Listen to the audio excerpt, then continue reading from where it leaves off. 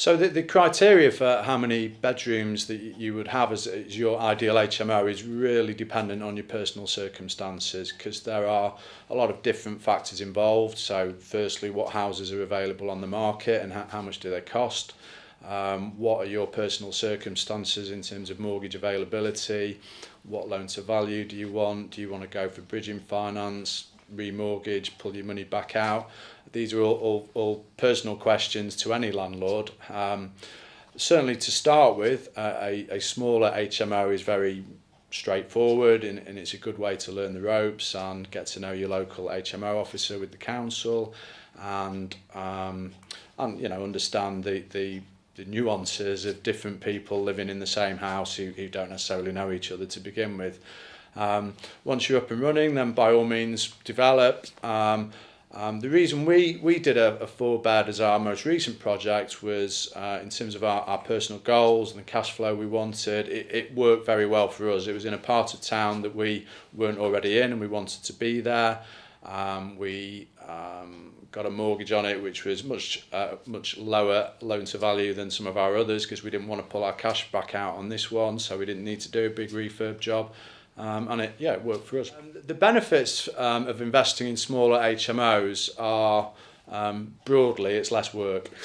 So if you want to maximise your cash and your return, then there's no doubt the more bedrooms, the merrier. Whatever, it's simple maths. If you put more rooms in a house that's got a certain amount of mortgage, you will make more money. So partly it's dependent on your appetite for work, because the more rooms you put in a house, the smaller those rooms get, the smaller the communal areas get, whilst conversely to that, you're getting more people to use those spaces. So their propensity to have issues goes up, the propensity for, the need for viewings, voids, maintenance, all that kind of stuff goes up. So more rooms is harder work, but it's more profit. So as I say, it's down to your appetite, and if you want an easy life, then certainly 4 beds would be the way to go. A lot of tenants we have found do prefer to live in a smaller HMO. The reason being that they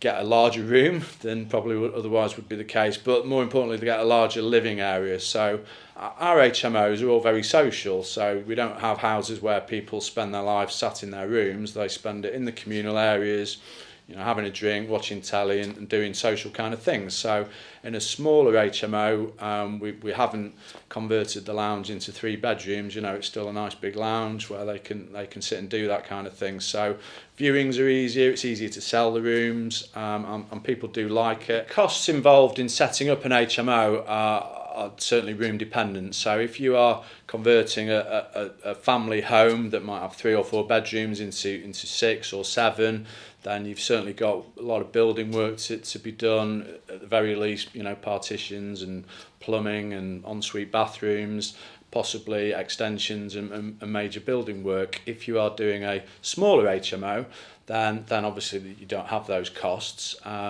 Furnishing it, 4 beds instead of 6 beds, wardrobes, all that kind of stuff is a lot less. So if you've only got a finite amount of cash to begin with, then again a 4-bed would be an easy way to get up and running.